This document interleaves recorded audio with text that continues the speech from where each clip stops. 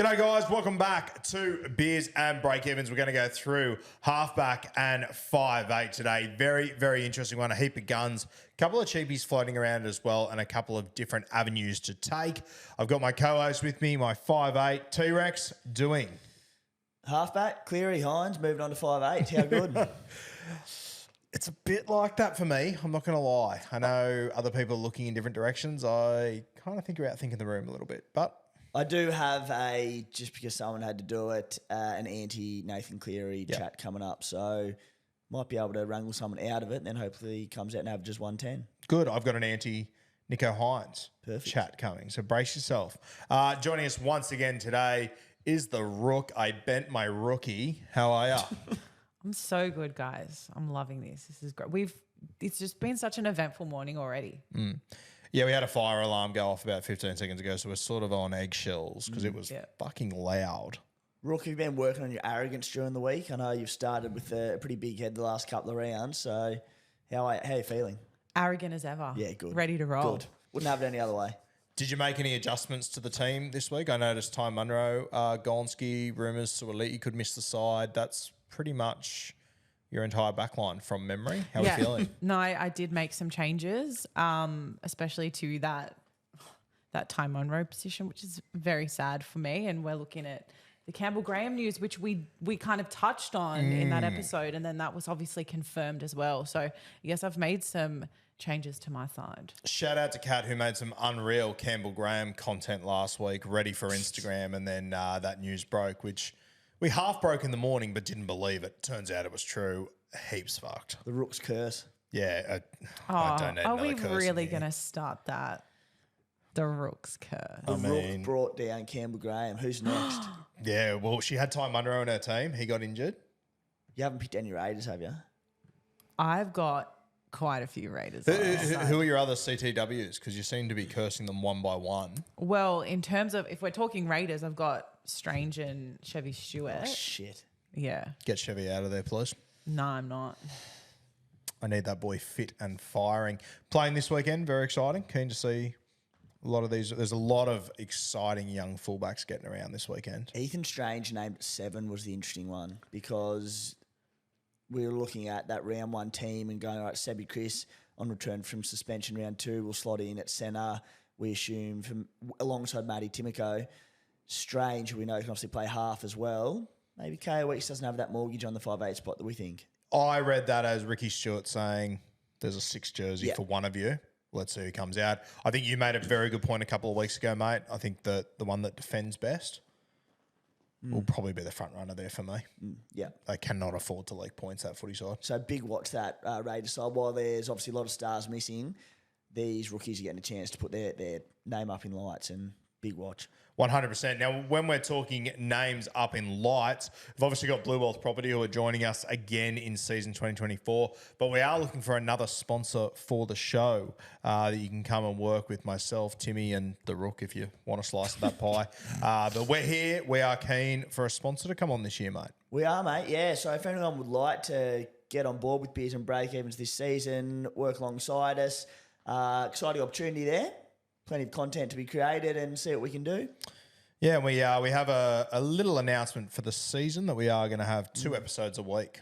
Yes, there is. So we're going to have the late that's show. come out of nowhere. No pre-show chat of announcing that. But no, bang. I just thought, you know what? Why not? Let's play a bit of fucking footy and see where we go. So You love the late show.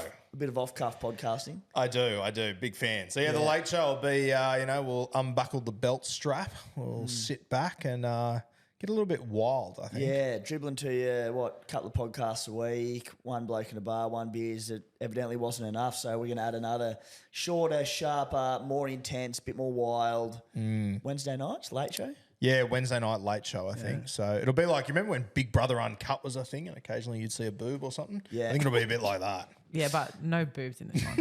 bit of Roo side boob. The Roo side boob really hour. out. Yeah, how good. Exciting times. So any sponsors that would like to come on board, beersandbreakevens@gmail.com, or reach out to SC Playbook, Rugby League Guru. Feel free to reach out to Kat Haddad too. I would be more than happy to see her deal with this. Yeah, of me. I can do some admin for them. That's fine. I'm not ruling it out. Exciting, mate.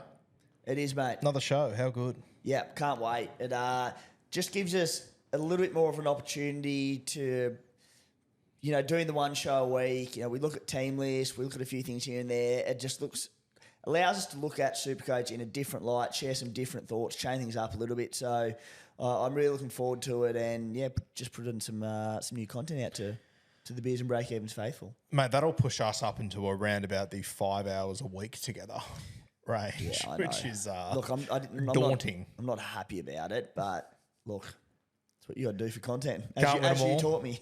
Content is king, and we are huge content guys over here. All right. Now, the league. Now, yes. Now, Timmy started the league. I joined it, so I actually can't see the code. So over to you, King. Beers and Break-Evens Unlimited League. Come and take on Rue and I and the Beers and Break-Evens listeners. Code 339640. Big prize announcements to come if you can knock us both off this season. And you can see that code somewhere on the screen. I'm going to say here. Correct. Correct. Nailed it. 2,800 people in there at the moment. Very exciting. It's building very quickly. It's going to be, I was having a look at some of the prizes for Supercoach for this year. I think it will be the second biggest prize you can possibly win in the Supercoach world. So you'd be crazy not to be in there. Super exciting. If we get some mad sponsor come on board this season that just wants to throw everything at us, maybe we can top what Supercoach and News Corp are offering. Yeah, well, I think, maybe we can chuck in an extra 45K ourselves. Maybe. I'll talk to the Rook. You do 44, I'll do one. Yeah, shock me. So super exciting. Make sure you go join the league. The code again is 339640. Up there. All right. get in there. All right, let's move to our positional analysis for this week. We'll start at halfback, mate. Yeah. Obviously, the two-gun approach is going to be a very, very popular one. I know it's what I am looking down the barrel of. Where are you sitting at the moment? Gun at halfback. And we'll do it very shortly, but I said I can make a case against Nathan Cleary, and I'm not overly tempted to do it, but the reason being is that there's just no one knocking the door down outside of those two to say, you know what, it's worth saving 300-400K on one of these stars of the game. So, look, I am sitting with a Cleary-Hynes combination at the moment, but unless someone can make their case between now and round one, that's what I'm looking at. I'm sitting in the exact same boat. I can't see who else is knocking that door down. I've had suggestions about Shaun Johnson. We'll get to him soon. I don't really see it. And I'm also, we obviously got to the end of the season last year and we had a lot of trades left at the back end. I don't know if I want to spend 4 and 5 trades on fucking halfback to start the year when I can get the two absolute guns that I want that are both goal kickers, both in good sides. I don't know. I feel like people are outthinking it a little bit. It almost seems too obvious, but at the same time, you're also paying over 900K for them. Yeah, for sure. Yeah. So, everyone wants to stack fullback, obviously. If you're starting with, say, a Harry Grant or a Dylan Brown at 5'8", which I know you're pretty keen on, it's a lot of money. Like, something's got to give somewhere. And for anyone that is bold enough to take the risk and start without one of them, it is a lot of money you can free up to filter across the rest of your squad. So I can see why people are looking elsewhere. And if you look at ownership, get it up here, people aren't necessarily flocking. So Cleary's at 41% ownership, Nico's at 33%. So there's enough out there, or a lot out there who don't own. Yeah, I look at them and I just think, and you know what? I'm actually very confident that you'll be able to get these guys for $850 or so after 4 or 5 weeks. Yeah, they might not hit their average the first 3 to 5. Historically, neither of them have over the last few years hit their average in the early weeks. Nico obviously didn't play in the first 4 weeks last year, then came out and brained it. But, it's more so about the first 4 rounds rather than their first 4 games for me. And if these guys are both fit for the first 4 weeks, we saw how slow Penrith started last year. I think you can get them cheaper, but I also just think, is it worth me spending 2 or 3 trades there? I think I'd rather spend them elsewhere and make money somewhere else. I'll go straight into the nitty-gritty of it and around starting without how they're going to start the season. So I've done done a bit of a dive into Nathan Cleary and his starts the season in recent years. 2023. So last season, he averaged all up, I should say, 89 for the season. Yep. He averaged 90.4 in his first 5 games last year. He did start with a 3-round average of 56.6. Yep. Go back to 2022. Across the first 5 games, he averaged 97.6. He missed the first 3 rounds that season. Then his first 2 games back, 34 and 57. Yep. So obviously the last 2 years, that suggests those next 2 rounds, he's gone huge. And then 2021, in the first 5 rounds, that was the year, massive point scoring. He averaged 108 for the year. That year, he averaged 99 across the first 5 rounds. So while there's a couple of slow, again, first 2 to 3 games the last couple of years, if we're looking at the first 5 round sample size, actually above the season averages. Well, and I think that's where, though, you'd really need to focus on those first few rounds because that's when there is less points being scored. I don't like when we like there was one year there where you said he missed the first 3 rounds. To me, those numbers, I don't really give a fuck about those numbers because it's the first round 1, round 2, round 3 where teams always show up with a defensive attitude. It's lower scores. That's where I think you can get them a little bit cheaper. But there's every chance you just don't, and then you're fucked. Yeah. Is there an argument then to say, if you're saying, all right, like realistically, that you might get a bit of a price reduction, whether that's 50 to 100 grand by around 3 or 4? Could you go someone like a Mitchell Moses with a gun early draw that's a lot cheaper, that with a half decent start could make a bit of money at value, as the other one does? Could be a 150, 200K swing very quickly. Yeah, once again, though, my big belief, and I think that, take the Cowboys, for example, last year, I think we overread early draws a little bit too much. No team is going to show up and not defend well in the first week or 2. Yeah, I don't look at the first 3 rounds and go, bottom sides from last year, Tigers and Doggies and C teams playing them and going, they're going to have 40 put on them. Yeah. The defence will be tight. They'll be up and rearing to go, especially round 1. Yeah. It's not, let's say one of those 2 sides does finish bottom 2 again this year. That same team come around 10 or 11 or around 20 or 21 where you're going, points are going to float. First 3 to 5 rounds, it's just not going to happen. Yeah, and let's take Mitch Moses, for example.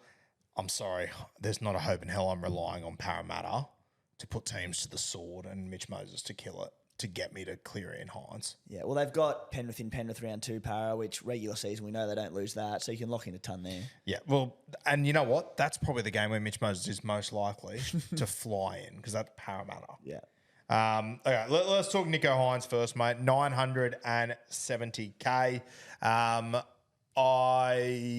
mean, we can talk all the positives in the world about Nicho. We know how much of a gun super coach player he is. We know, you guys might remember, he came back for the first game of last season and scored 180 despite having a potentially career-ending leg injury. Can't win them all, that's fine. Hope you get that one, Kat. If you don't, probably for the best, and I'm never going to explain it to you.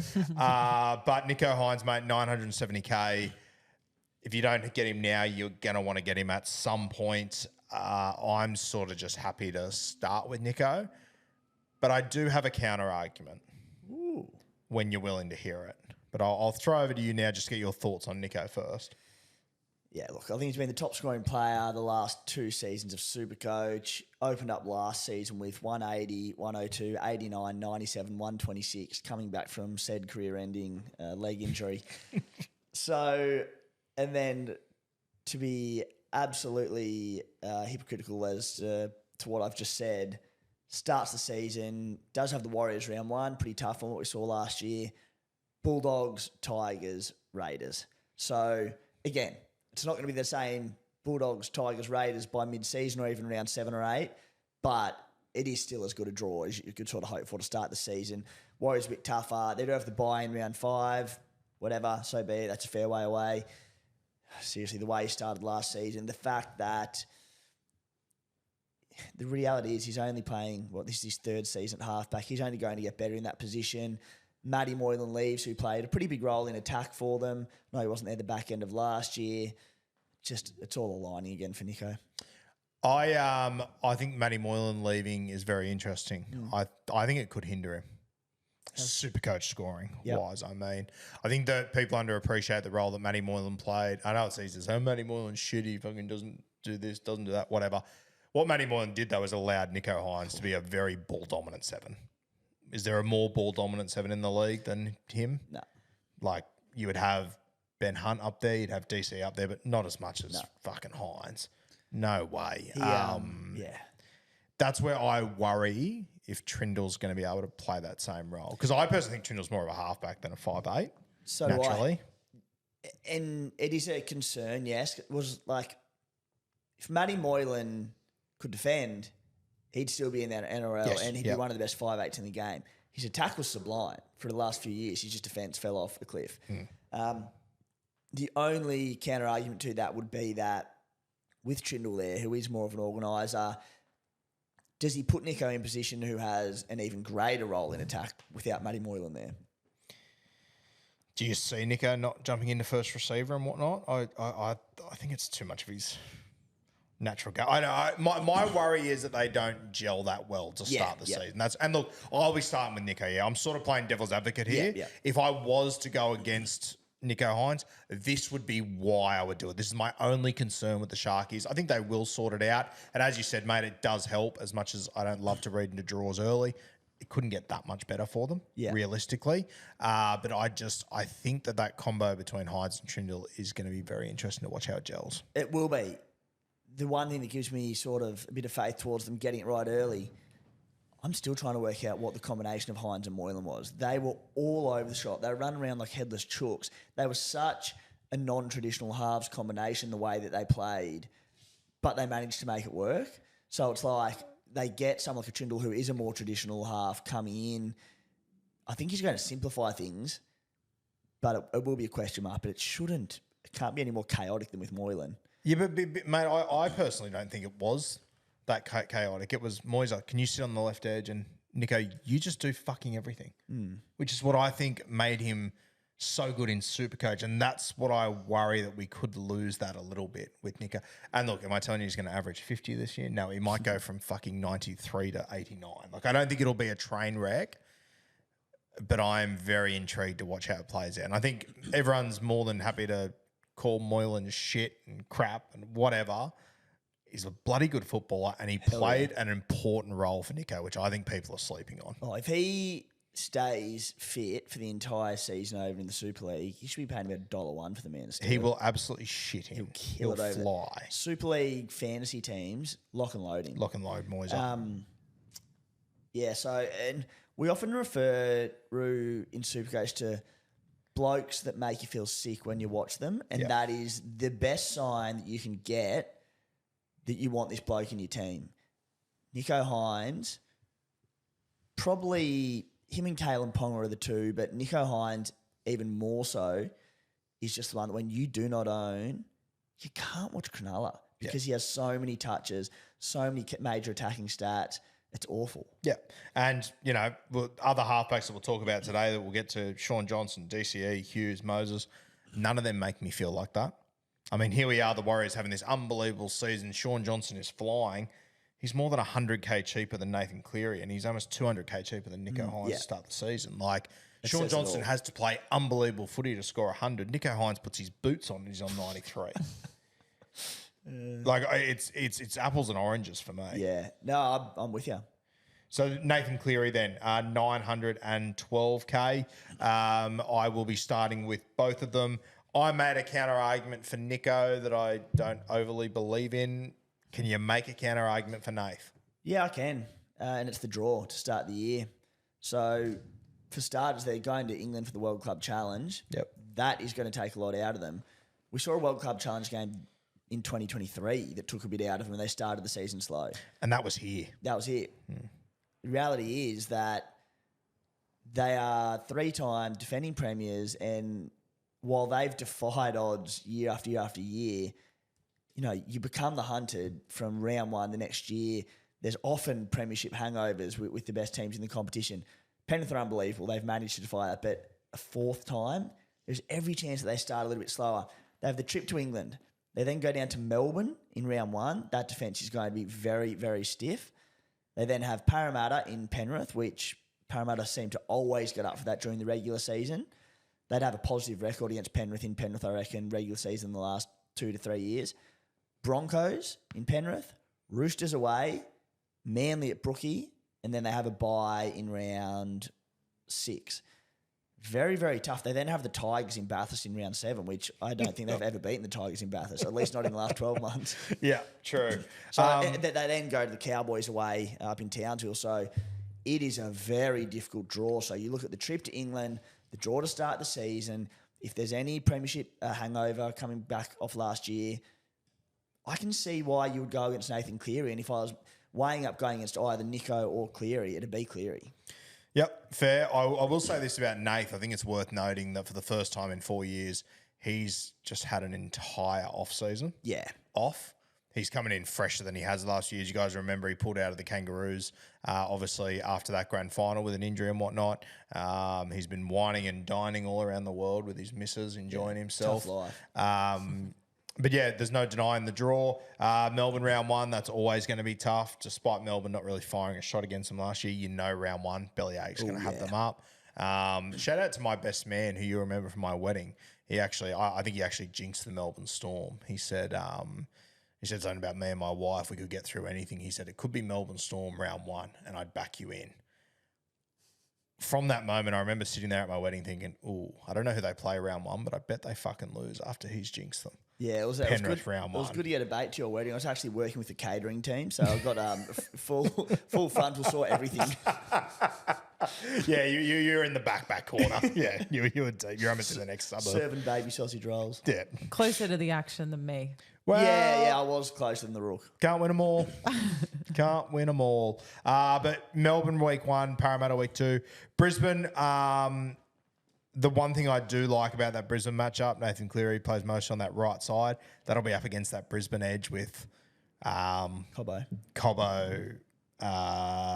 We don't know who the winner Ezra, will be, yeah. and I think Piakura. So a little bit appealing there. Jerome Luai racing the clock to be back for round 1. If Jerome Luai's out, I'd probably like that more for Nath. Yeah. But yes, mate, it definitely when you just eye test it, despite the negatives I pointed out for Nico Hynes, I think the bigger worry is Nath Cleary. He's no stranger to starting slow as well. Yeah. World Club Challenge, there is a lot to take in there. The other thing is we saw the back end of last season. I reckon ballpark about 2-3 rounds out from the end of the season. Might have even been finals, close to the finals, where he started, all great teams have to change their plan. Yep. You can't throw the same out season after season and expect to win a comp. And Cleary started after being very right side dominant, where he obviously plays, started sweeping to the left, and he would link up with Luai sweeping at the back on the left. Basically similar to what Nico Hynes does at the Sharks, where he plays both sides. Yeah. I don't know if that was a temporary plan just for finals and to change things up and throw new things at opposition defences. But if that becomes the norm, which there's every chance it does, holy heck, he could average 100 plus easy. And keep in mind that, maybe the Penrith Panthers, they start to do that more, simply getting ready for 25, where Jerome's not going to be there. There probably will be a young guy there or a less experienced guy. So you are going to have to ask Nath to do a lot. Shit. That wouldn't surprise me in the slightest. So, yeah. Once again, if you want to go to Shaun Johnson, we'll talk about him soon instead of Nath Cleary. My question is, you'll save 130K. Where are you going to spend 130K that's going to be more beneficial than having Cleary over Johnson? That's my biggest concern. Yeah.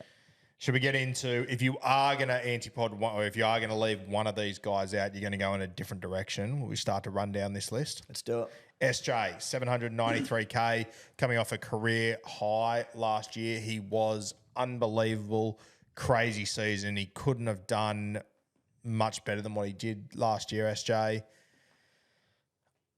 I didn't have him at all last season. Timmy mentioned before those guys that they make you sick in your stomach when you don't have them. I never had SJ, and honestly, it never really worried me. What are your thoughts? I think you hit the nail on the head when you just said he almost couldn't have had a better year, Johnson. Like, especially talking regular season, the Warriors were outstanding all year, and he averaged 78. Yep. Again, a bloke who we know can find an injury. He's had back-to-back games of 23 games last season, 21 in 2022. but there is an injury risk there for a bloke you're paying up for. Now, not to say other players can't get injured, of course, but it is a real threat. I think you made the argument. Like, can SJ get much better than that, Supercoach-wise? He's a bloke I would prefer to look at around the origin period when we'll lose Nathan Cleary. We might lose a Nico Hynes. When opposition defences soften up later in the season, that's when the Warriors, and particularly SJ, can just tear them apart and score these big tons. I just don't see it happening early on. Mate, you even have a look at his last 8 games last season. He had 2 big scores, 135, 149. Every score under that in his last 8 weeks was below his season average. He has just got such potential to go so low. I can't do it. Yeah, no, not for me. Let's have a look at the next man on the list. We have got Daly Cherry Evans, 782K. Point out the really obvious here, DCE, a little bit overpriced, had a massive finish to last season. I think we brought him in for the last few rounds. Yep. It was a great little play, killed it. He's obviously got strike weapons out there. Olakuatu, it sounds like Ruben Garrick will be right centre, mate.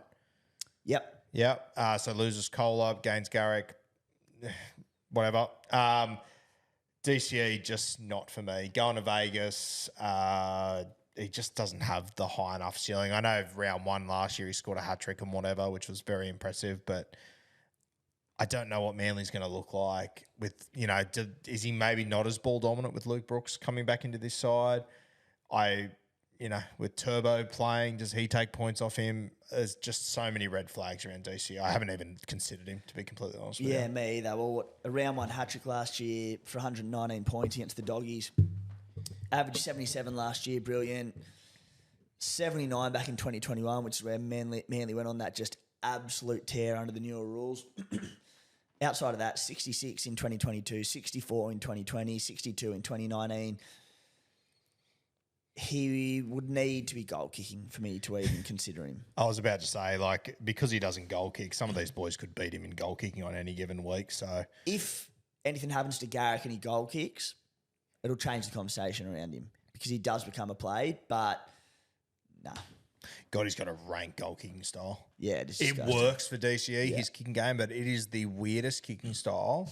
It's like he's just slingshots his leg with momentum around his body. But it works for him. I'm not doubting that. It's broken my heart as a New South Welshman on many occasions. After DCE, we have got Jerome Hughes. Starts with Penrith, round 1. Mate, I was thinking about the other day. It's been a bit of a mixed bag the last 18 months or so for Jerome Hughes. It wasn't that long ago that I was sitting here going, he might be the second best halfback in the game. Been a little bit up and down the last year or two. I don't quite know what to expect from the Melbourne Storm with Harry Grant, Munster, Pappy back. A lot of guys scoring points in that team. He's a guy that I've always loved as a pod over the last few years. At one point, I'm probably cooling on Hughesy a little bit. What do you reckon? Yeah, look, again, he's another one who could figure certainly around the origin period, but starts the year 722K. The Melbourne Storm's draw, mate, very difficult to start the year. They have the Panthers, that's in Melbourne. They have the Warriors, the Knights away. They have a round 4 bye into the Broncos. So, and then even there, from there, Bulldogs, Roosters, Rabbitohs, really, really tough start to the season. Hughes averaged 69 plus the last 3 seasons. 25 in base isn't great, although not terrible for a halfback. He doesn't goal kick. Then the biggest factor in terms of that, anyone looking to start, Pappenhausen, Harry Grant, Sean Bloor is a genuine option as a mid-range 2RF. There's a lot of Storm potential. With that early tough draw, if Melbourne starts slow, with that early bye, I can't see how you can really add Jerome Hughes to that unless you're going against Grant and Pappy and you don't want any more than probably 2 of them. Yeah, completely agree. Mitchy Moses, one that a lot of people have been interested in, 695K Mitch Moses. Obviously a goal kicker, little plus there if you think Parramatta are in for a resurgence. I can understand the appeal, but Mitch Moses, he's just, Supercoach-wise, he's just always felt like a little bit of a roller coaster to me that I don't want to ride. Yeah, I thought he'd somewhat shed that roller coaster tag, but the last 2 seasons there's been plenty of low scores still and some really low ones. I actually don't mind him as a buy. I think Parramatta at least start the season well. Great draw as well. They've got the Doggies, Panthers away, obviously a tough one, Manly, Tigers, Raiders, Cowboys, Dolphins. So I do like that. Just such good attacking upside. I think he's coming into the prime of his career. Mitchy Moses, $6.95K, so he starts at a half right price. Goal kicking, massive bonus, of course. I don't mind him, but look, if I was going against Cleary or Hynes, I'd be very interested in him, but just the price looks good. I think that's a very good point to just highlight again that, you know, these guys, they're all good Supercoach players. They've all got big scores in them, but when you're comparing them to your Nicho Hynes and your Nathan Clearys, it's just a different world. Rook, can I ask you, who's your halfbacks that you've got at the moment? Have you got your Supercoach side up there? Yeah, so I have the Nicho Hynes, Nathan Cleary pairing at the moment, but I am tempted by looking at the likes of Mitchell Moses for the first couple of weeks and then doing one of those trade-ins with Cleary, just from a value perspective. I don't know, like you kind of sold me on that strategy a little bit. And obviously I have a past that we don't talk about where I use that other fantasy app. A very dark past. But I used to do a bit of that as well. And DC was another pod for me in quite a few seasons. So I feel like he's a bit of a smoky sometimes too. When he's on a run, there's a lot of points there. Timmy, question for you. I'm going to set an overs-unders for the Rook on how many trades she has left with 4 weeks to go. My overs is going to be 3.5. What do you reckon? I'm going unders. Unders? I reckon she will burn through them. What something you need to know about me. Hoarder. No, I am a hoarder. I have been told by friends, you know that you can't carry these to the next season because I have that many trades left. By finals in the other game that we don't speak of, I went into finals with 10 trades left, which I think was pretty solid. That's Guru areas. Yeah.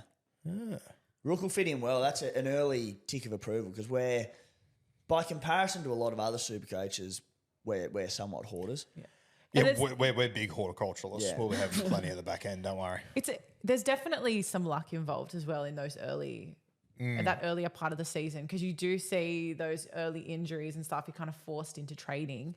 The year that my original rookie year, I actually won it, and it was because I had that many trades left. I was just able to basically create a whole new team by the end of it. That was a Tim Smith year. Debut season, 40 try assists. Thanks for coming. What the hell?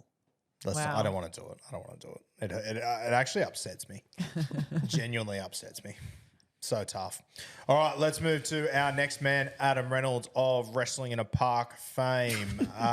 665K. Losers selling Cobbo from that edge. I wouldn't be interested anyway, but I don't know what to say. Go. Yeah, look. Pat Carrigan could knock him out at any minute, so it's not a risk I'm willing to take. Let's move on. Sammy Walker, a little bit more interesting. I wish he wasn't going to Vegas round 1, but I feel like, Timmy, we're going to have a couple of conversations about Sam Walker throughout this season at different points. I feel like he's going to – I reckon we talk about him a lot, but we probably never own him, but I reckon he's going to interest us quite a bit. Speak for yourself. 610K. He's just such a smaller body. Yeah. He got dropped last year and he came back in and his defence was unreal, like by his standards, of course. And I just think he's going to get a little bit bigger. The experience is going to start to show. And I'm expecting a big year from Sammy Walker. He has a great team around him. We know that. They were pretty poor last year, the Roosters, up until that back end of the season. He'll have taken a lot of confidence from the finals campaign and all that. Yeah, I'm not starting with him again. It's a relatively tough draw to start the season, but he's a really good price. And if I was going against the Guns, I'd be looking at Sammy Walker. Only played the 8 games last season. Obviously started the season, then got injured, dropped, whatever the hell you want to call it. Eventually came back. From those 8 games, though, 1, 2, 3, 4, 5 of them over 60. He has got low scores in him, but I mean that was when the Roosters were struggling. If they're high flying, And we know that when they're flying like finals last year, Sammy Walker has handed the keys and he's driving the car. Goal kicking, speaking of ugly goal kicking approaches, Sam Walker, not the prettiest. Speaking of making it work for him, he got it sorted at the back end of last year and was hitting him really well. The start of the year, it was almost working against him because he couldn't hit one over. Yeah. But he did work it out, which if he's got that sorted, you'd hope starting this season, if the Roosters do fire like a lot are anticipating, like we do with them every year, and they start slow, could be a big one. I'll tell you what, if he does start slow next year like the Roosters do and all of a sudden he's into that 500K range, low fives, and they start to hit form, he'll become appealing very, very quickly. One to keep an eye on there, the great Sammy Walker. Ben Hunt, Toby Sexton, Matt Burton, no bueno on any of those. Luke Brooks, dual position. I think he's in for a great NRL season. I think he's going to kill it, but you're not paying 300K, you're paying 560K. I think he's going to do well, but he's still not going to be the dominant ball player in that team. Not for me. What do you reckon? It's a team with Daly Cherry Evans and Tom Trbojevic. Yeah. Where's the attack going to go? It's not going to be through Luke Brooks. I can't. I mean, if you're going to do it, firstly, it'll be at 5'8" because it's a more troublesome position because he's dual half 5'8".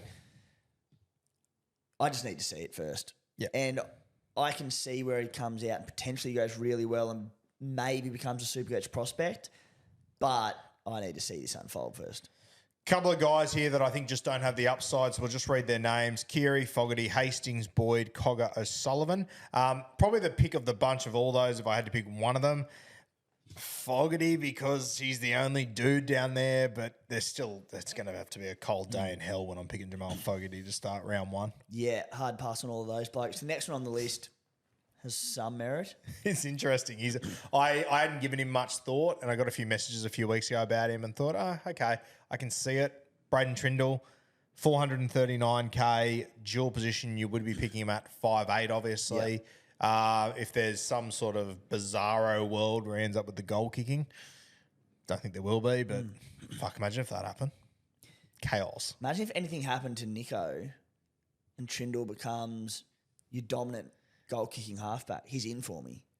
I mean, we're talking hypotheticals here because Nico isn't injured, but he's priced on a 43-point average from 68 minutes per game. He finished last year with a 5-round average of 57 points, priced on 43. So I think he's definitely a value proposition to start the season. I think when you have a look at Nico Hynes as well, and I'm trying to get some stats up here now, goal kicks at about 76%. Not the greatest goal kicker in the world. So I think that if he was to give an opportunity to Braden Trindle to come in and he hit him well for a couple of weeks, which we know Trindle can do, there could be a world where he could potentially lose that goal kicking Nico Hynes. Obviously, big hypotheticals here, guys. We're deep into halfback, as you can tell. Demo Fogarty just got a bait. Let's keep going down the list. Lockie Ilias, he just missed the cut in the Rooks team. Bud Sullivan, dual position. We'll talk about him at 5'8". Chad Townsend, Jake Clifford. Okay, let's talk about Drew Hutcho. Now, he's halfback CTW. If you were going to pick him, it would obviously be at CTW. We spoke about him last week, mate, as being a bit of a potential as a CTW. Since then, his stocks have shot through the roof for me. We sort of had him as our little smoky to play halfback for Canterbury. Named to start there in the trial with Sexton on the bench. I know it's only trials and there's different ways to read into everything. Halfback in a team like that sort of says to me he's the front runner. Yeah, the Doggies named a pretty strong team. Yeah. So, partnered with Matt Burton says it all. They want to get some time between these two. So I would say that while he's a long way from being locked into round one, he's probably the front runner confirmed. Yeah. So, look, dual CT dub, halfback, I know it's only one game and it's definitely an outlier. But round 24 last year, starting halfback, Roosters, just got 130 points. Yep. More impressive, he had 50 in base. His base is off its head, eh? Para, round 25, scored 48 points, 44 of that in base as well. So, Drewy Hutchinson at 350K, 354K, if he's starting round one halfback, I will find it very hard not to pick him in my CT dub. And look, I'll probably look to play him as well. Yeah, completely fair. Now, there's a couple of dual positions we'll talk about when we get to 5'8". A couple of guys I want to ask you about, Timmy. If you are looking for a cheapie in halfback, if Chanel Harris-Tavita happens to land at 5'8" for the New Zealand Warriors, only available at halfback, means he probably will get dual, to be fair. 238K. I've always really liked CHT. I think he's got pretty good base as well. Very good footballer. He's one that could be interesting. Jamie Humphries only available at halfback at the moment. You would assume he will get dual position. Chanel Harris-Tavita, probably the only one that tickles my fancy at all there, and he's not really got me tickling all that much. Yeah, just going through his scores to start 2022 as a starting 5'8", 41, 35, 29, 53, 25, 31. So no, not really there. And we'll get to Tamari Martin when we get to 5'8", but he's another one that's worth potentially a little bit of a look, depending on who gets the spot. Yeah, shout out to Chanel Harris-Tavita. I'll take you back to, I think it was 2020. Yeah, I think it was 2020. I'm playing my Super Coach draft grand final. I'm going to shit in. I'm home. I'm going to win by heaps.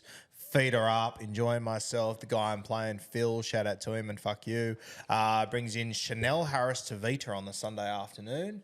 And I think from memory, he scored 119 and I lost my Super Coach draft grand finals. So always been a huge Chanel Harris-Tavita fan until that day when he probably would have offended me less if he pushed my mother down a flight of stairs, because that broke my fucking heart that day. Destroyed by CHT. Yeah, it was a real stinger. That hurts, mate. Real stinger, yep. Can we talk about how good that trade-in was? Yeah, let's talk about it. That sounds like a great fucking idea, Kat. Good from Phil. catofseek.com very, very soon. Okay, let's move to 5'8". Before we do, though, mate, Bluewealth Property back on board for 2024. We actually went out there and did a little speaking engagement the other day. Didn't do too bad, the kids. Did all right, I thought. Yeah, I thought we did well. Easy job, interviewed by the great Morts. Morts, yep. He did a sensational job as well. Doggy's immortality. It was good fun, mate. Heading out to Bluewealth headquarters out at Olympic Park. The HQ, looking good out there. It was great. And, mate, Bluewealth Property, they've got a couple of events coming up over the next few weeks. Wealth Through Property live from Sydney Olympic Park. And you can also join via webinar. Brace yourself, strap in, kid. So that one's at the Blue Zone, which is the Bluewealth Property head office, Sydney Olympic Park, 6:30 p.m. to 8:30 p.m. That's the 27th of February. Wealth Through Property. There is a link in the bio, the description, whatever it might be. It'll be there. And then rent vesting, special event. Same location, 6th of March, 6:30 p.m. to 8:30 p.m. So Bluewealth Property really starting to get into their work again, mate. They are, mate, and we don't need Tony here to tell you what rent vesting is, because I know all about it. I would love to go and live in the beautiful land of Wollongong at some point, but property's through the roof. So what you do is, if you're looking to get into the property market, you rent where you want to live and then you buy where it's smart to invest, whether that be the Sunshine Coast, whether that be in Perth. So you've got this worked out. Can you write that down, please, Kat? I need that. Yeah. I'm writing all of this down. Don't worry. That was very impressive by you. Thank you. Yeah. Well, just as a bloke who understands that he's probably never ever going to own a property in Sydney and or Wollongong, rent investing really appealed to me. So there you go, mate. Mate, I wish your knowledge of Super Coach was that good. That'd be unreal for us. So do I.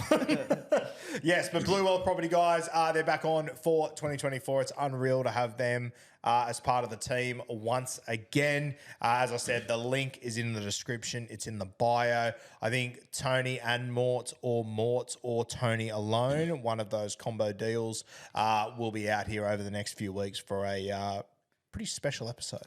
It's going to be a very exciting one, mate. One of those two, a more notorious dribbler than the other one. So we'll see who turns up. Yeah, you can work that out for yourself. One of you is Andrew Johns and one of you is, what's his name? The 5'8". Cooper? No, it was the 5'8" from Newcastle when they won the comp. This is going to really annoy me. Cat, 2001, Newcastle Knights, grand final team, Andrew Johns and Shaun Rudder. Shaun Rudder was his name. So one of you is Shaun Rudder, one of you is Joey. I'll let you work out who's who. One of my favourite quotes ever from Joey when he was at like a sportsman's lunch one day and they were asking him about, something amazing he did, and Joey pretty much said, mate, I want a premiership with Shaun Rudder at 5'8". I can do anything. What a roast. Yeah, one of the fucking biggest roast of all time. But yes, Bluewealth Property back on board. Link in bio. I've said it 4 or 5 times. You've probably clicked on it 4 or 5 times by now. Go out to Wealth Through Property or Rent Investing. Very exciting times. Some big Bluewealth Property announcements coming over the next few weeks. Where'd you say that link was, mate? That's not bad from you. I'll put it in the description for Put it in the everyone. description. Good. It's still there, I reckon. Okay. 5'8". D-Bags. Dill Brown. My favourite by far and away. I have described him as a slam dunk pick. I think he's one of the few guys that I have selected and I have not moved him. I haven't considered moving him. I don't know where you're sitting, but if you would like to convince me out of having him, I'm all ears. Maybe a devil's advocate play. Yeah, well, I don't own him, so it won't be hard. You just don't get Super Coach. The draw to start the season for Para, I mentioned it before with Mitchy Moses, but it's terrific. Most expensive 5'8", 780K. Look, he's hard to knock because he's so consistent. I don't probably think that he's got the ceiling of a lot of other players in the halves because Clint Gutherson's an attacking weapon. Mitch Moses is an attacking weapon. So there's a lot of attack to go around through other key figures in that spine. But at the same time, while he might not have the ceiling of those guys, he's more consistent than any 5'8" in the game, give or take, maybe Cameron Munster. So last 2 seasons, he's averaged 76 and 74. He scored 32 in round 1 last year against Melbourne. After that, didn't have a score below 47 in 16 games. 37 in base, elite for a 5'8".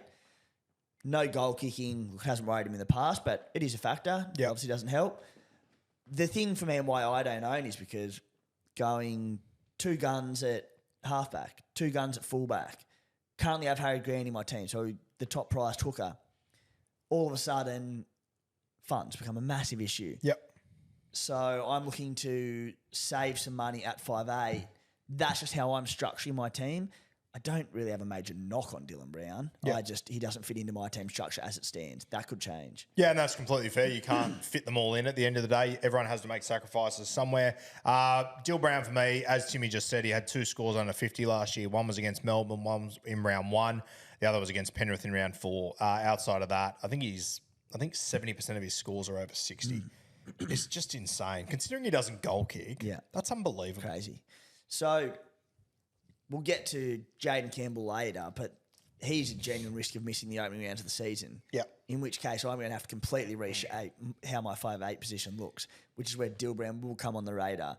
I'm happy to go against him and go for value at 5'8", but there are a lot of solid options elsewhere, but no standouts. I am also very high on Shaun Lane for this season, so that plays into it as well. I think I'm more of a sort of combinations guy than what you are. You're traditionally. a sucker for a combination. I love a combination. Yeah, I will. Yeah, because your logic is. I actually saw a question on the Playbook potty, didn't get a bait, but and it was talking about it being a very like draft and I think American like NFL draft concept of stacking up with these combinations and whatnot.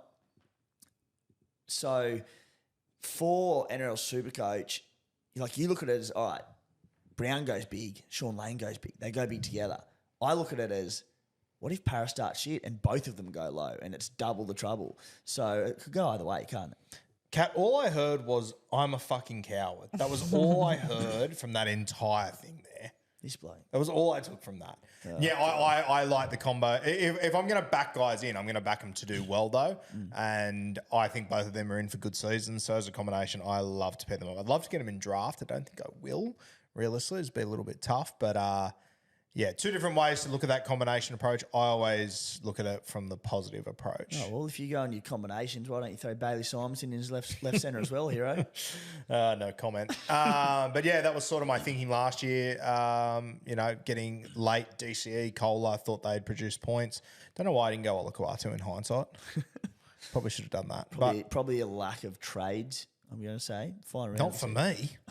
I finished with 900K in the bank. It's fucking ridiculous. 4 trades. Why are you playing like you get to keep the money? Yeah, boring. Well, I didn't really... Yeah, I hate winning. I sort of got to the back end and I wanted Cola, who was a lot cheaper than everyone else.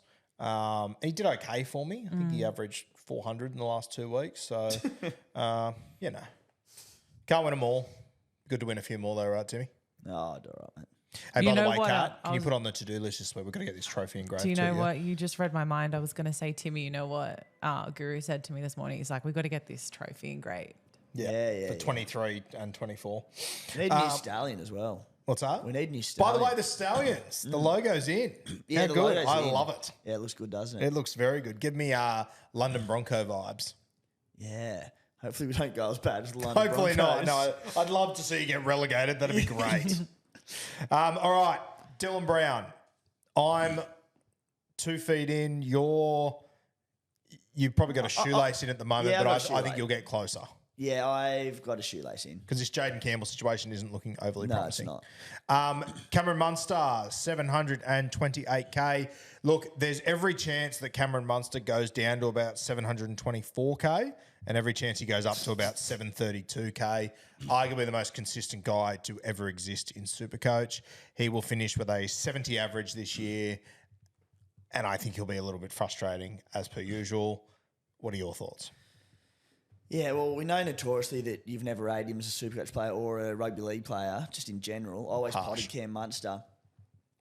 I mean, he's not in my team, but for the best actual 5'8" in rugby league, I know it doesn't always translate to Supercoach, but I am surprised he's only at 7% of teams.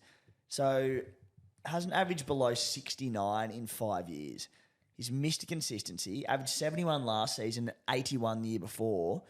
So potentially playing with a few injuries last year. He always seems to be carrying some sort of niggle, but dropped 10 from the year before. So on that, you could argue potentially undervalued to start the season. Started last season with a 6-round average of 78 points per game, 32 in base, elite for a 5'8", along with Dill Brown. You know, doesn't probably have the huge scores. He's a lot of similarities to Dill Brown, isn't it? Plays in a team where Pappenhausen, Grant, Hughes, so many attacking weapons. So it probably limits his ceiling a bit, but super consistent. The tough draw, the early buy. Look, I said I don't have him, but he's pretty freaking hard to knock.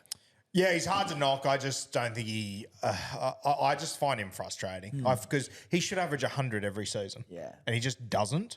He'll always get around that 70 mark. We always know that when Melbourne Storm win by 50, he'll probably score 30. When they win by 2, he'll probably score 130. I was thinking the other day, I wonder how Cam Munster would go if he wasn't playing for the Melbourne Storm. Like if he signed with the Tigers and every single game was must win, I got to fucking do something or we lose. He could fucking skyrocket. Yeah, like even, not to say there aren't other attacking weapons at the Sharks, but imagine if he was in Nico's position and just being the guy in the spine there where all the attack comes off. He could average 100 plus. Cody Walker got an injury at the moment, racing the clock for Las Vegas. 705K. I wonder with Latrell fit, with Jack in this side, if maybe Cody gets a little bit of a regression. But I sort of said this at the start of last season and he killed it last year for the first half anyway. Just a little bit too much mystery around Cody, especially coming in with an injury to start this season. What do you reckon? I'm very glad there's a niggling injury Yeah. because it's just keeping me away from even looking at him because we both know I love Cody Walker and that I'd be tempted, especially at a reasonable price at 705, a bit of a discount on the other blokes we've mentioned, of course. Pretty tough draw for the Bunnies to start the season. You add in Vegas, but yeah, with that niggling, I think it's a calf injury, just too much of a risk. I want to give a special shout out to the next man on the list. The year is 2024, and we're reading out the top 4 5'8s in Supercoach price-wise. Dylan Brown, Cameron Munster, Cody Walker, and Cody Nikorima. How fucking good. I know. I love Miss Cody. me, but how good. Especially being 63 kilos wring and wet and killing it in the NRL. What a man. Considering 5'8 might be his third best position. Incredible. Shout out to Cody Nikorima. Great to be there, but no bueno. May not even make the starting 17. Yeah, I think it'd be 14, but... probably. Yeah. Next guy's a little bit more interesting. Tommy Dearden, 5'8", 592K, the co-captain of the North Queensland Cowboys. Now, I want to see it from the Cowboys before I take this plunge. A few people seem to be keen on him, and I get it. You know, from memory, he's got pretty good base stats.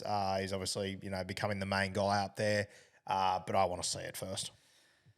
I can see why people are interested. Just been given the captaincy, another one getting better with every game that he plays in the NRL. Averaged 58 last season, 592k. Great draw to start the year for the Cowboys. Really good one. Remember, we had that hectic period middle of last year. Through that origin period, he went 118 against Penrith. They would have had no one in that game. 95 against Bunnies. 179 against the Cowboys. And everyone just like, must have. He then, after origin, went 54, 57, 38, 41, 28, 68, 13. Yeah. Base is 26, so okay.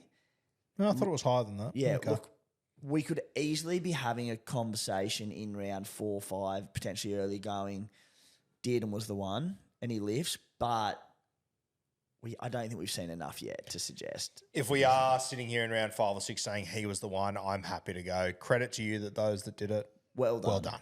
Yeah. Pat on the back too. Yeah, not for me. Okay, next man on the list, Jerome Luai, racing the clock to be fit for round 1, I'm hearing. Looks like he's going to miss the World Club Challenge. Jerome's just not really a super coach player. No. At the moment. Pass. When he gets to the Tigers, might be an interesting conversation. But as the man. Right now, no thank you. Matty Burton, might throw to you here. Not for me. Not for me. I've seen a lot of interest from him, but there are so many question marks around the Bulldogs. There's likely he's going to have a new halves partner. Volatile in his scoring. Potentially doesn't kick goals with Stephen Crichton there. I think he probably does, but not confirmed. You said you want to see something from the Cowboys. I want to see something from the Bulldogs. Yeah. Luke Brooks, Luke Keary, 2 guys there, dual position. If you were going to get them, you'd look at them at 5'8". We already spoke about Brooksy. Keary's a no bueno. The next guy, Ezra Mann, 532k. Was I talking to you about Ezra Mann the other day? Yeah. You're kind of interested, aren't you? Or you piqued your interest a little bit? It piqued my interest, Yeah, let's say that. yeah. I don't like it. Why has it piqued your interest? Just because he's a damn good footballer. So, average only 52 last year, 55 the season before. I look at, I think I mentioned on the first podcast of the year, I'm trying to back both gut feel, but more so than gut feel, just talent in the game, particularly young talent that are only getting better and better. Ezra Mann is that. He's a star. He has a game that can be conducive to Supercoach scoring. He's a big runner of the ball. His support plays great, so he gets a lot of line breaks, tries, assist, just off the back of his support play. Easy stats. He starts cheap. 5'8" is a tough position this year. I said there aren't a lot of standouts for me. So he's the value player that can save a lot of money on someone like Dylan Brown that most people are going for. I'm so aware that there's recency bias in this with the NRL Grand Final. Scoring a hat-trick against Penrith, people are going to be looking at that going, bloke's a freak, got to get him in. But the numbers last year, there were no tons because it's all through Reece Walsh. Adam Reynolds gets a lot of ball. He had a top score last year of 82, which is fine, and his scoring was relatively consistent, but he also scored a shit ton of tries. Mate, he scored 17 tries last year. Yeah. To never, not only score a ton, to never score a 90. Yeah. Didn't score an 85. So, yeah, look, and then you add in Vegas, you add in a tough draw for Brisbane. I'm not keen on him. I don't want to start with him. But again, he's a bloke that we could easily be having a conversation about come round 6 or 7. Yeah, a hard pass from me, and I don't think we will be having conversations about him. I'm trying to make a case for someone that's not Dylan Brown. Yeah, fair. Yeah. Dane Laurie, Adam Dewey, Tyson Gamble, Lukey Metcalf, Kieran Foran, Phoenix Crossland / Tim Williams. All right, let's rip the Band-Aid off. 456k, Jayden Campbell. I'll be honest with you, Timmy, my gut says no. I don't know why, but my gut says no. Convince me otherwise. Okay. So 3 games, 80-minute last year at fullback, 52-point average. Yep. Okay, that's solid. Let's just get a few things up here. So last year he's priced on a 45-point average from 57 minutes of game time. He averaged 57.75 in 8 games after missing the first 3 quarters of 2022. In his final 5 games of that season, once fully fit, he averaged 70 points per game. In his 80-minute games back in 2021, granted it was only a handful, he averaged 59 points per game. So I just think at the price, at a discounted rate, dual 5'8" fullback, Titans have a terrific draw to start the season. I like it. I really do think that there's going to be highs and lows. I think if you get him and you own him for 10 rounds, well, look, I wouldn't want to own him for 10 rounds. I'd want to own him hopefully for 6 or 7 before I turn him into, say, Dylan Brown as soon as possible. In those first, let's say, 6 rounds, you might have 3 30s. I'm hoping you have 3 90s or 100s to go with it, which might level out to hopefully a nice 55 to 60 average for the start of the season. So it'll be up and down. But yeah, I'm keen on him. Obviously, there's the injury concern, though. Does he even make round 1? If we go into round 1 and we're sight unseen on his fitness and how he's going, I guess you just put the trust in the club to go, if he misses the trials and plays round 1, they've got so many great fullback and halves options there that they can tinker around with. They're not going to risk him. So I like him. Why don't you?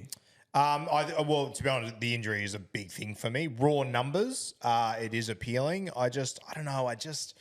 As I said, I just have a gut feel that it's not going to quite work out. I actually don't have. I have fuck all to back that up. To be honest, so I just have a gut feel. Like most of your chat, mate. Like most of my chat, yes, yeah, that's completely fair. But yeah, the numbers there is no denying that. The injury concern is a big worry for me. Yeah, and again, You're going to buy round 2. I was going to say round 4, but I feel like I've said that every team in the NRL has a buy round 4. Yeah, I think they've got to buy reasonably early in round the 2, season. yeah. Round 2, yep. So, yeah. What can't he do? I opened the season, Dragons into a bye, Bulldogs, Dolphins, Cowboys, Raiders, Manly. It's a great draw. It's pretty delicious. Again, even like I said before, I don't want to sound hypocritical. Draw means less early on, but still means something. He's not coming out and playing Melbourne in Melbourne, Penrith in Penrith, Brisbane in Brisbane. Like, it's a good draw.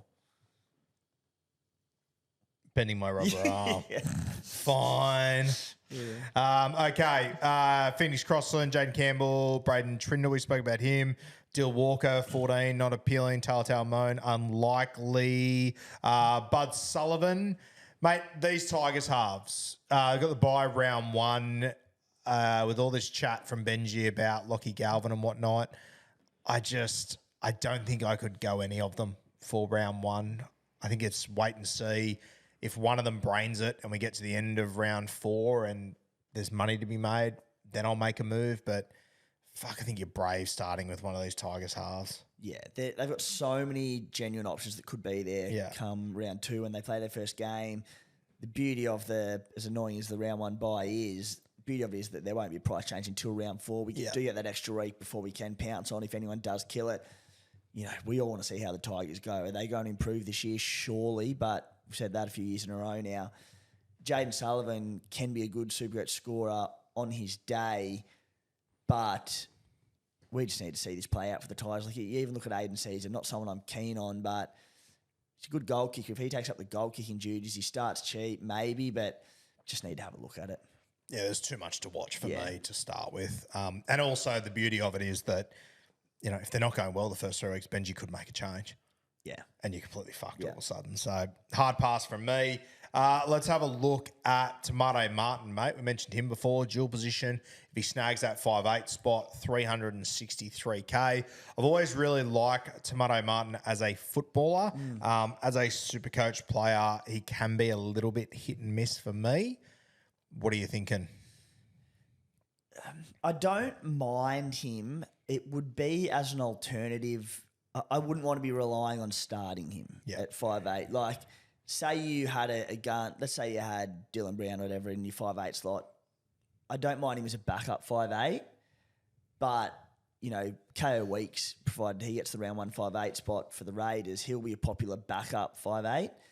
So Tamare, look, in his 80-minute games last season, started last year 30, 29, 91, 40. Then he was injured in round 6, and then he came back final game in 36. So the thing is, he hasn't had enough time to build up combinations and get his probably full match fitness and combination. So hopefully with a full preseason, fit and firing, he can be all right. I won't rule him out to start the season as a backup 5'8" if he does get that spot. But yeah, not overly convincing. What's he priced at? 363K. Yeah, probably enough negatives there to avoid. Yep. Let's move to Flanagan of the Kyle variety, 310K. Looks like he will play 5'8" in a shocking turn of events. If he gets goal kicking, it's him and Lomax. Flano hits him pretty well. Lomax, from memory, had a pretty bang average finish to the year with the tee. I wouldn't rule out Flano as the goal kicker. If he does at 310K, I'll have the conversation. I don't think I can do it. Look, honestly, Kyle Flanagan having goal kicking could add 2 points to his average in the Dragons. Realistically, it could hurt him for all we know. The only bloke that can score a try is Ravalawa. He's kicking from the sideline every time. It could hurt him. Yeah, you don't want him in your team, but again, just in the halves for the Drags. But 310K, it's very cheap for a goal kicking half. Yeah. Started last season, halfback for the Doggies, scores of 27, 55, 47, 27, 32, 24, 40 and 60. Okay. He also based quite well in that time, averaging about sort of 25, even towards 30. That was all without goal kicking. Yeah. So, look, even if you can add maybe 6 to all of that, you've got a player who's going to make a bit of cash. It'd have to be due to a lack of other options, but I can see the appeal if goal kicking. And even though those scores at Canterbury, I don't know, a Dragon's really going to score that many more points than Canterbury last year. And at Canterbury as well, he would have had so many more touches of the football than he will with Ben Hunt. Yeah, you're right. In that side. I know that Flano's talking up that Kyle could potentially play halfback and Benny could play that role. I'll believe it when I see it. Even if it does happen, job number one is still going to be get quality ball to Ben Hunt. Yeah. Yeah, look, I don't think so. Yeah, I think the price is a bit of a mirage. There's too many other red flags around. Let's talk about KO Weeks, 273K. Let's talk about KO Weeks and Ethan Strange together, I guess, mate. Yeah. Ethan Strange about 50K cheaper than KO. Both been named in the halves this week for the Raiders. We spoke about them off the top. I think this genuinely could go either way still. I think it probably goes to KO Weeks, but as I said, the naming of that trial team in a pretty strong Raiders side is relatively telling. So excited for that trial to see Chevy, Weeks, Strange, all these boys. I don't have a lot to add just because they're all such a close watch. Yeah. Like, Weeks has played a handful of NRL. It's generally been sort of at fullback or all over the shop off the bench. Strange, we've seen, one game. Chevy, we haven't seen yet. You've seen their highlights in juniors and a few games here and there, but they're stepping up to the big boys now. Yep. I just want to watch the trials and then make my decision because I don't know. But out of Weeks or Strange, whoever gets the starting halves position, they're probably going to be in my team. Yeah, the one that wins, so. You think it was, yeah? Okay. You know Ricky Stewart more than me. It's a weird compliment. Good to know. Do you feel like the guy that gets the 5'8" spot has it for the foreseeable future? Like, if they go poorly in the first 2 or 3 weeks, can you see Ricky making a change? Or Yeah, I do you think? can. Yeah, okay. Yeah. That's a big worry, isn't it? Yeah. Big He's worry. loyal enough to a degree, but if play comes out and the Raiders start slow and the 5'8" hasn't been great, particularly as we've spoken about Ricky and his preference for sort of strong defensive halves, and the other one to kill it in New South Wales Cup, he'll make the change. Yeah, If you know him that well, can you just say, was hey, buzzing. Ricky, do us a favour? Where's my phone? Sticky. Yeah, that worries me. I've sort of thought the whole time that one of them would be in my team too, and they probably still will be, to be fair. But that is the big red flag with them. Yeah, look, if I start them, they're my backup half. I won't feel great about it. I've seen people say, like, oh, if you've got a combination of Jayden Campbell at 5'8" and then say KO Weeks, you're worried that you have to play KO Weeks in round 2 when the Titans on the bye. Like, it's 1 week. 1 week, yeah. Sure, it's not ideal, but the other thing is, if they were both playing that week or they both play round 1, Weeks could also outscore Jayden Campbell because Jayden Campbell's also not a knockout hope. It's 1 week. Like, I'm not going to tear apart my side for the sake of 1 round, especially with people at that price. It's different. Like, Melbourne's a team that I'm looking at who there are a few players I'm a little bit keen on, and they've got that, I think it's around 4 bye. And if you were looking at starting Harry Grant and Pappenhausen, then you wanted to throw in a Bloor or someone, more guns. You're paying up for them. Then it becomes a bit of an issue. But for players that are under 500K or whatever, it's not as much an issue. Yeah, and even if you get a shit score that 1 week, it'll be worth it, the money you make the back end of the season when I get guys that actually want to score points. So don't overthink your buys and that sort of stuff, guys. Mate, other people on that list, no one's really jumping out to me. I know you're a big Paul Turner guy, but I don't think you'll start with him this year. I do like that dual position. Jack Cole, good chance playing the World Club Challenge, I'm hearing, for Penrith, but Jerome Luai will be back before any of that becomes interesting. And then, mate, we finished the list with Latu Fino and Lockie Galvin. We've already spoken about the West Tigers pairings. It sounds like Galvin might be the best hope, but I can't see Bud Sullivan leaving the Dragons to go to the Tigers to not start round 1. You would be filthy. Filthy. Absolutely filthy. But Galvin, he's getting raps galore from Benji Marshall. I said on Bloke the other day, I'm trying to work out what Benji's angle is here. Is it just purely Galvin's impressed him and he wants to rap him? Is he trying to send a rocket up Latu? Is he trying to send a rocket up Bud Sullivan? I'm not quite sure how to read into it all.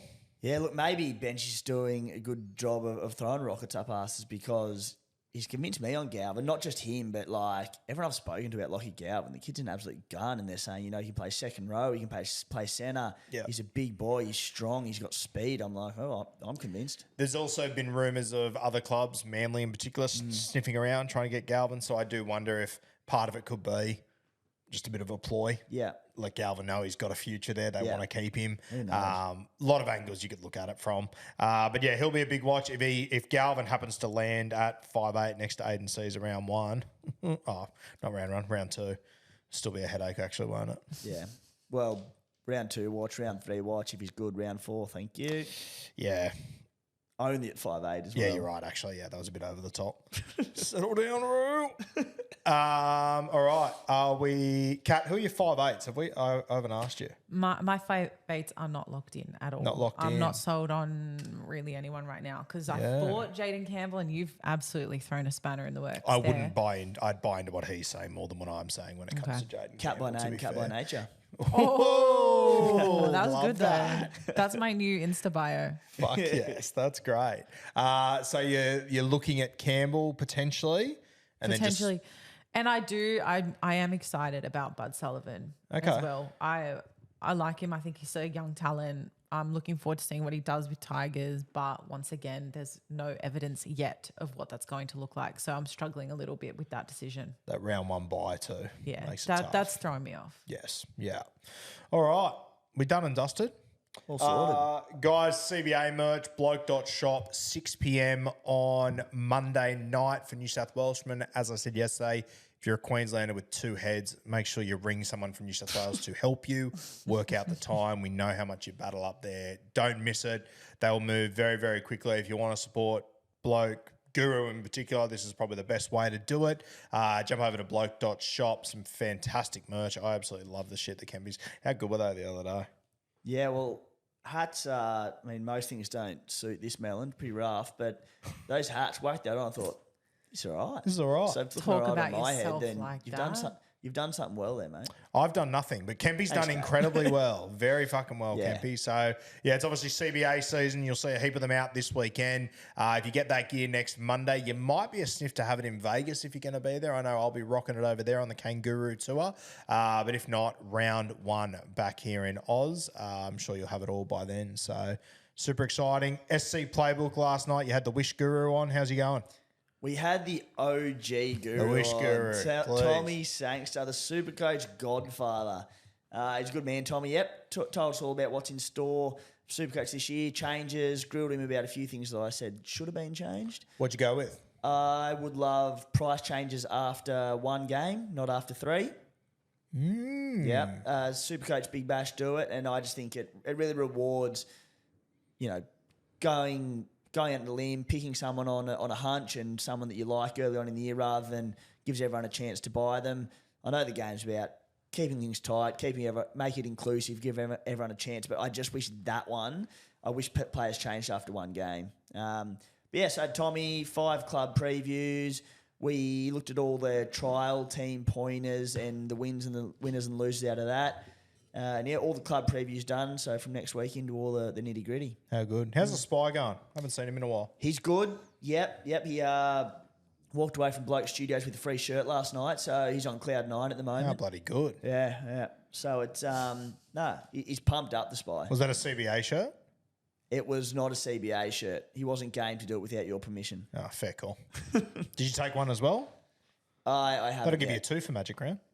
Thanks, mate. See, someone commented on some of our CBA merch the other day that we should do a merch drop of Timmy's Magic Round shirt, which I think is a fucking sensational idea. Hey, I'm all for it. I'm sure Ralph Lauren would be on board.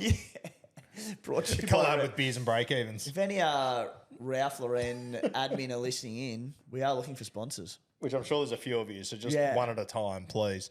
All right, that'll do us for 5/8 this week. Next week, what have we got left? We've only got left the big boys, the Pigs, 2RF 2RF and front row row. forward. We'll let you know how we're going to do that. We haven't discussed that Yeah, yet. if we're doing it, I reckon we do a Michael Dublé, doing both in one episode. It'll be all right, mate. It'll be all right. Relax, just because then we can get into the good shit.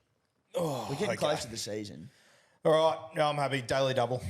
Give it a go. That'll be a nudge. Jesus. It'll be all right. Yes, we'll talk about that. That'll be good. Yeah, we're not locking it. We're not locking it in. We're just maybe the first edition of the Late Show could be. We'll work that the out. front row forwards. We'll work that out. Yeah, I don't mind that. Okay, we'll talk about that. Kit Kat, thank you for joining us once again. I reckon there's going to be some real rogue picks in Kat's team. I'm really looking forward It won't be to seeing what plain. she comes up with. But that's the fun of being a rookie, right? Fucking oath it is. It's Yeah. great. Like can I'm go just with some gonna weird shit. go for it. Yeah. Yeah, that was nothing but a compliment. Yeah. I'm actually really Yeah. excited to see how it goes. Better than having Matty the Waterboy who just fucking follows the pack. I know. That guy sucks. He does. I hate him. All right. Thank you for joining us once again. Sponsors, reach out. We are open and available. Bluewealth link is in the description. I might not have mentioned that earlier, so go check it out. We'll see you next week. Cheers, guys.